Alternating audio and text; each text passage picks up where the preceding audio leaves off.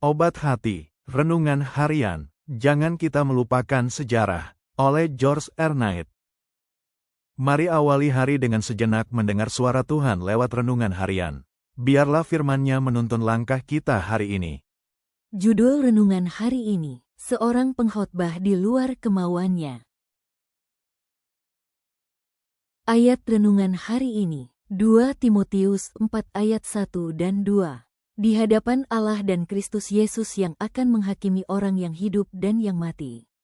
Beritakanlah firman, siap sedialah baik atau tidak baik waktunya, nyatakanlah apa yang salah, tegurlah dan nasihatilah dengan segala kesabaran dan pengajaran. Kemarin, kita meninggalkan James White dengan kondisi masih memberontak terhadap panggilan Tuhan. Akhirnya, katanya, saya memutuskan untuk melakukan tugas saya. Segera setelah itu, kedamaian yang manis dari Tuhan mengalir ke dalam pikiran saya, dan surga tampak bersinar di sekeliling saya. Saya mengangkat tangan dan memuji Tuhan dengan suara kemenangan. Pergumulannya dengan ambisi duniawinya tidak berakhir, tetapi setidaknya ia telah bergerak ke arah yang benar. Kesaksian James memberi dampak sejak awal. Di suatu tempat, seorang wanita mengumpulkan sekitar 25 tetangganya, yang tidak satu pun mengaku sebagai orang Kristen. James memberikan kesaksiannya, lalu menundukkan kepala untuk berdoa. Saya terkejut, tulisnya, menemukan bahwa ke-25 orang berdosa ini semua menundukkan kepala bersama saya. Saya hanya bisa menangis, mereka semua juga menangis bersama saya. Ia meraih keberhasilan, tetapi masih terus-menerus merasa terombang-ambing antara ambisi duniawinya dan panggilan Tuhan untuk mengabarkan kedatangan Tuhan yang sudah dekat.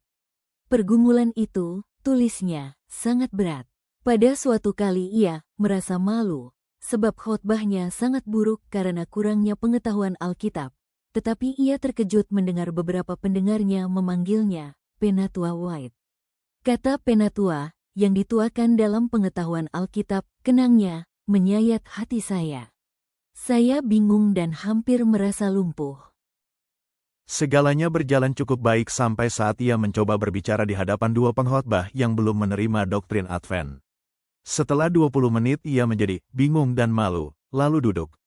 Pada saat itu ia mencatat, saya akhirnya menyerahkan segalanya kepada Kristus dan Injilnya, dan menemukan kedamaian dan kebebasan.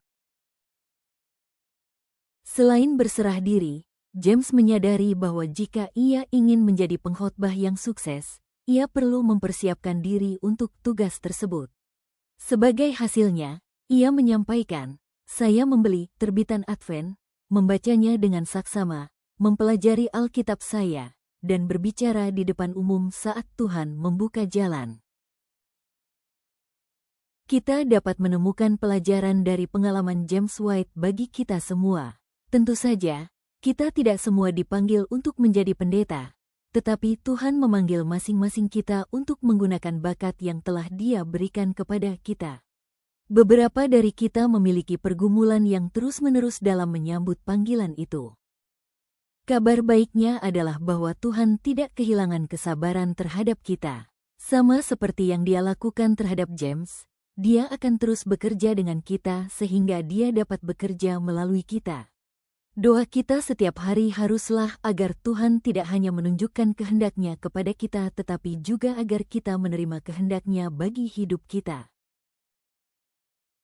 Kesimpulan renungan, panggilan Tuhan tidak selalu datang kepada orang yang paling siap, tetapi kepada orang yang mau taat dan terus dibentuk. Seperti James White, kita sering berada di antara keinginan pribadi dan kehendak Tuhan. Namun Tuhan tidak menuntut kesempurnaan, Dia mencari hati yang berserah. Dalam proses jatuh bangun, Tuhan dengan sabar menuntun, mengajar, dan mempersiapkan kita, sampai hidup kita dapat dipakai untuk kemuliaan-Nya. Ketika kita menerima kehendak-Nya, damai dan kebebasan sejati akan memenuhi hidup kita. Doa hari ini, Tuhan Yesus, ajar kami untuk taat dan berserah pada kehendak-Mu. Bentuklah hidup kami dan pakailah kami bagi kemuliaan-Mu. Kami mau dipakai oleh-Mu. Dalam nama Yesus, amin.